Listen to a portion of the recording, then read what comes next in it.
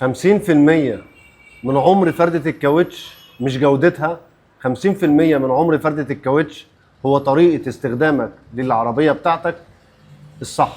يعني ممكن تدفع صح بس ما تدفعش في الغالي وخلاص. يعني ايه غالي وخلاص؟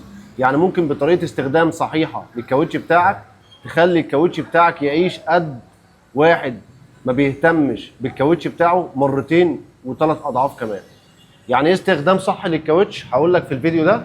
اول نقطه، تهتم بضغط الكاوتش ده باستمرار، كل اسبوعين على الاقل تراجع على ضغط الكاوتش. تاني نقطه، ضبط الزوايا ومتابعه عفشه العربيه. تالت نقطه، الترصيص، وده برضو عنصر مهم جدا جدا في الحفاظ على عمر فرده الكاوتش. بعد كده النقطه المهمه جدا والناس بتهمل فيها، طريقه استخدامك انت ومشيك بالعربيه وانت في شارع مكسر او في نقر وتكون مستعجل على مهلك. دي حاجه مهمه جدا جدا، اكتر حاجات بتضر الفرده وبتخليها تعمل بلالين من الجنب والفرده بتتقطع معاك. لما تلاقي نفسك في شارع مش ممهد، امشي على مهلك لغايه لما تطلع منه.